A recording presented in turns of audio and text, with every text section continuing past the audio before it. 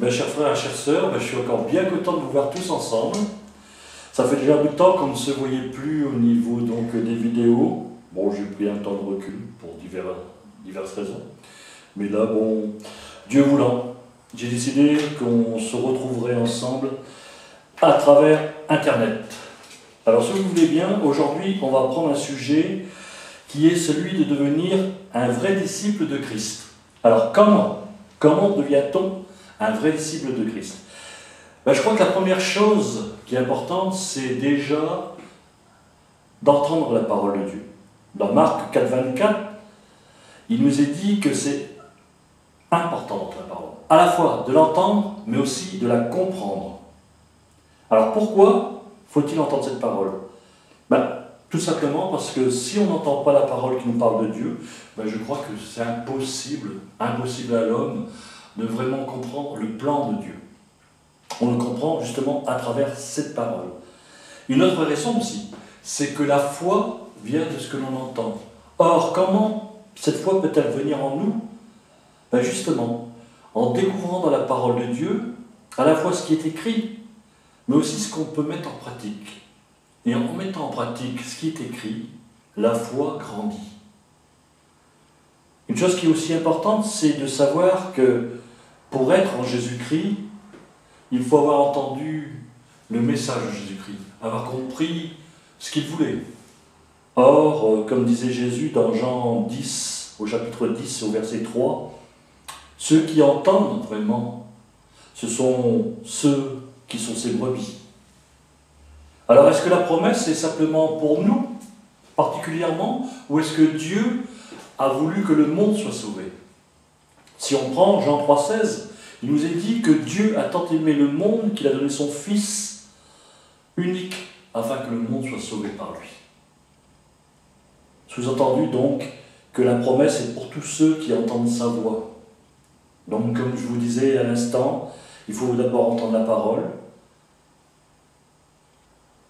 À la fois, lorsqu'on entend, la foi peut venir. Et c'est surtout que ce que l'on entend va nous amener à la foi. Alors la promesse, comme je vous disais, est pour tous ceux qui entendent sa voix. Mais il y a une chose qui est aussi importante, c'est qu'il faut naître de nouveau. Alors qu'est-ce que c'est que naître de nouveau? Ça c'est dans Jean 3, au chapitre 1, verset 13. Mais on peut lire un passage, si vous voulez bien, qui parle justement de cela. Or, il y avait parmi les pharisiens un chef des Juifs du nom de Nicodème. Celui-ci va le trouver de nuit et lui dit: Rabbi, nous savons que tu es un maître venu de la part de Dieu, car personne ne peut produire les signes que tu produis si Dieu n'est pas avec lui. Et Jésus lui répondit: En effet, je te le dis, si quelqu'un ne naît pas de nouveau, il ne peut pas voir le royaume de Dieu. Nicodème lui demanda: Comment un homme peut-il naître de nouveau quand il est vieux? Peut-il entrer une seconde fois dans le ventre de sa mère pour naître? Jésus lui répondit: En effet, je te le dis, si quelqu'un ne naît pas d'eau et d'esprit, il ne peut entrer dans le royaume de Dieu. Ce qui est né de la chair est chair, ce qui est né de l'esprit est esprit. Ne t'étonne pas que je t'ai dit, il faut que vous naissiez de nouveau d'en haut. Le vent souffle où il veut, tu l'entends, mais tu ne sais pas d'où il vient ni où il va. Il en est ainsi de quiconque est né de l'esprit. Nicodème reprit: Mais comment cela peut-il advenir? Jésus lui répondit: C'est toi qui es maître en Israël et tu ne sais pas ces choses? En vérité, je te le dis. Nous disons ce que nous savons et nous témoignons de ce que nous avons vu, et vous ne recevez pas notre témoignage. Si vous ne croyez pas quand je vous ai parlé des choses terrestres, comment croirez-vous si je vous parle des choses célestes? Personne n'est monté au ciel, si ce n'est celui qui est descendu du ciel, le Fils de l'homme. Là, le point important, je crois, c'est à la fois donc la nouvelle naissance, comme Jésus dit donc à Nicodème. Alors, il faut se remettre dans le contexte. Nicodème était quand même un des docteurs de la loi juive. C'est pour ça d'ailleurs que Jésus lui dit: Mais toi, tu ne sais pas ces choses. Tu es un maître venu de la part de Dieu, et tu ne sais pas ces choses. En effet, pour connaître les choses de Dieu, il faut être né de Dieu. Or, pour naître de Dieu, il faut avoir reçu l'Esprit de Dieu. Et pour recevoir cet Esprit de Dieu, il faut être né de nouveau. Donc, reprenons les points que je viens déjà de vous dire. Déjà, entendre la parole, comprendre la parole, la mettre en pratique, demander à Dieu la foi, parce qu'en mettant la foi en pratique, on se rend compte qu'on a besoin de Dieu même pour la foi. Prier le Père pour que nous reçoive le Saint-Esprit et faire tout ce qui est demandé dans la parole. On va d'ailleurs continuer, si vous le voulez bien, et voir un peu le détail de comment devenir un disciple. Alors, nous avons donc comment savoir si nous sommes nés de nouveau, hein? On disait ça tout à l'heure, donc voilà. Alors, pour savoir si on est né de nouveau, c'est dans Jean 1, donc 1 Jean 4, 7. Le 1 Jean 4, 7, ça veut dire que ça fait partie des lettres de Jean. C'est différent de l'évangile de Jean, c'est ce qu'on appelle, comment on va dire, oui, c'est des épîtres de Jean, on appelle ça des épîtres de Jean. Donc c'est la première épître de Jean, au chapitre 4 et au verset 7. Bien-aimés, aimons-nous les uns les autres, car l'amour est de Dieu, et quiconque aime est né de Dieu. Je répète, bien-aimés, aimons-nous les uns les autres, car l'amour est de Dieu, et quiconque aime est né de Dieu et connaît Dieu. Important, vous voyez? Alors, nous continuons. Comme je vous disais déjà, donc on sait qu'on est né de nouveau. Mais il y a une chose qui est aussi très très importante. Et ça, on va le lire dans 2 Pierre 3, 9. C'est se repentir. On vient de découvrir Jésus-Christ, on vient d'entendre sa parole, on vient de comprendre sa parole. Dieu a posé sa main sur nous, il y a eu un attouchement. Et maintenant, Dieu nous demande de commencer à agir. Et la première chose qu'il nous demande, c'est de nous repentir. Alors, que veut dire se repentir? Donc, je prends dans 2 Pierre 3, 9. Le Seigneur ne tarde pas à l'accomplissement de sa promesse, comme quelques-uns le pensent. Il est patient envers nous. Il ne souhaite pas que quelqu'un se perde, mais que tous soient amenés à un changement radical. C'est-à-dire que l'on change complètement notre manière d'être, notre manière de faire. Que notre manière qui était humaine, hein, comme chacun avant de connaître Jésus-Christ, Dieu veut que cela soit transformé maintenant par son esprit et par l'enseignement de Jésus-Christ. Il est même dit que lorsqu'on te frappe sur la joue gauche, dans la joue droite, si on veut te prendre ta chemise, enfin du moins on veut te prendre ton vêtement, donne aussi ta chemise. Si on te demande de faire 1000 mètres, fais-en 2000. Toutes ces choses, Dieu nous les demande pour que nous comprenions qui il est, comment il agit et ce que l'on veut faire.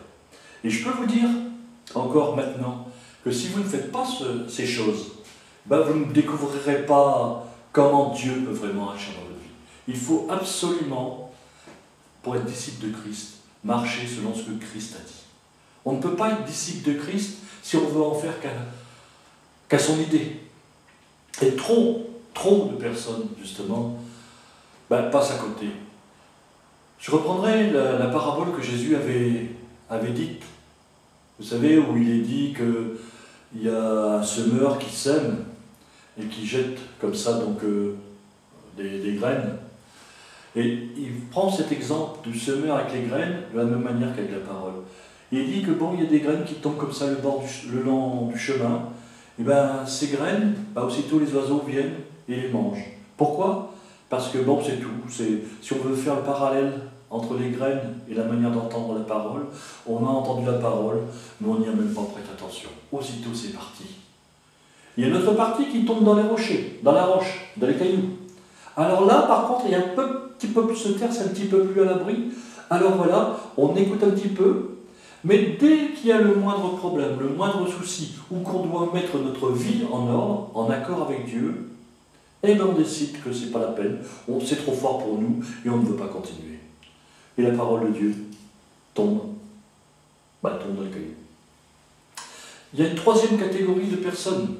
Alors ces personnes-là, je vais dire, c'est peut-être plus celles-ci, et surtout ceux qui ont connu le Seigneur Jésus, qui se sont approchés de lui, et qui viennent de faire demi-tour.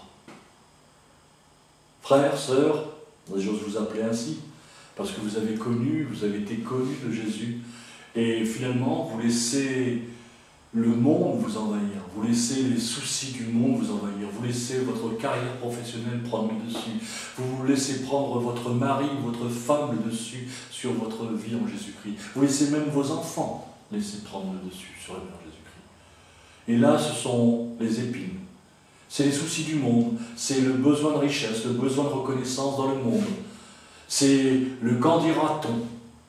Ah oui, parce que bon, il est chrétien, c'est un gars spécial ou c'est une femme spéciale. Non. Osons, frères et sœurs. Vous qui peut-être n'osez pas à ce jour, osons affirmer que nous sommes en Christ. Être en Christ, ce n'est pas quelque chose de vilain, ce n'est pas quelque chose qui doit être caché. Être en Christ, c'est au contraire être la lumière du monde et le sel de la terre. C'est nous qui devons donner du goût au monde. C'est nous qui devons éclairer le monde. Mais si nous avons honte de l'Évangile, ben comme dit Jésus, lui-même aura honte le jour où on passera devant le Père et devant lui. Après, on s'étonnera qu'on n'ait plus la bénédiction, qu'on ne ressent que la difficulté, que les peines, et on a l'impression que tout nous est pénible. Pourquoi? Ben, tout simplement parce que nous ne marchons pas droit avec le Seigneur. Parce que nous avons préféré mettre Mammon devant Jésus-Christ. Alors on dirait, oh mais non, je lui fais un Dieu de l'argent. Regardez bien, examinez-vous, et vous verrez que si, vous avez fait un Dieu de l'argent. Et d'autres, c'est les plaisirs, c'est les vacances, il faut absolument passer les vacances tout le temps. C'est les voyages, il faut absolument voyager. C'est la super maison, il faut absolument la belle maison. C'est la super voiture, il faut la super voiture. Et finalement, on se met dans une sorte d'engrenage, et on n'est même plus capable de parler de Jésus-Christ parce qu'on est tellement pris dans nos soucis, dans nos problèmes. Après, Dieu merci, il y a une quatrième catégorie de personnes